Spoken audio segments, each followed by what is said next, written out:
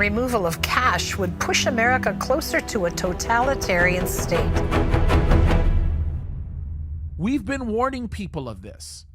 We have been saying this. This isn't something that like we've been quiet about. We've been saying, folks, your liberties are at risk. Your freedoms are at risk. There is a totalitarian effort right now that is seeking to take away everything that you hold dear to yourself, your freedoms, all of that. It's happening. It's becoming a much bigger problem. And it's happening right in front of us. And matter of fact, there's been so many times you and I have had the conversation that all of the pieces of this puzzle that they need to come together are there. You're just missing one big element that'll pull it all together. And I think I figured out exactly what that big element is. That's a digital currency. As soon as they put that into play, all of this other stuff just slips right into line. And the reason I say that is because it's really the only element that is missing, right? They've got the ability to track you, everything you do, everywhere you go. But from a monetary perspective, everything you do is tied somehow, whether it's a mortgage payment, whether it's your utility bills, whether it's groceries, whatever it may be. Once you put that element into play, now they've got total control over everything you do, and they can flip a switch, kind of like enemy of the state, where they can just flip a switch and shut off everything you got, all your bank accounts, all your credit cards. You can't shop or buy. You can't do anything. That's to me is all the stuff that needs to come forward for this beast system to be implemented. When we get to that, everything will be there, ready to go. That assertion is 1,000,000% correct. You are not wrong, Monkey. That is 100% correct, bro.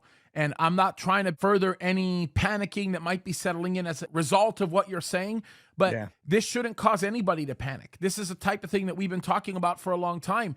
And I have on repeated occasion talked about where they're going with the CDBC thing.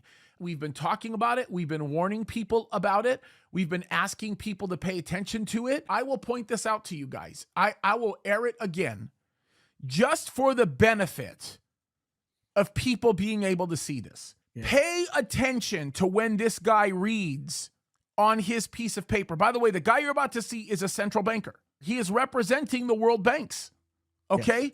Look at what he says. And by the way, when he says this is well over a year ago. Okay? Pay attention to what he says here. This is scary. Now, in all our analysis on CBDC, in particular for the use of general use, we tend to establish the equivalence with cash. And there is a huge difference there. For example, in cash, we don't know, for example, who's using a $100 bill today. We don't know who is using a 1,000 peso bill today.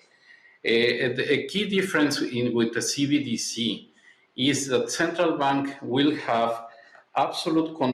Notice how he's looking down and reading the statement now. The central bank will have, and he's starting to talk about this, absolute control. I'm going to rewind it because I want you to pay attention to the moment where he looks down to read so that he makes sure the statement is there. It's blatant. It's right there. We've been warning folks of this. This is the spirit of Antichrist here. Take a look what he does. Watch this. Is that central bank will have absolute control on the rules and regulations that will determine the use of that expression of central bank liability.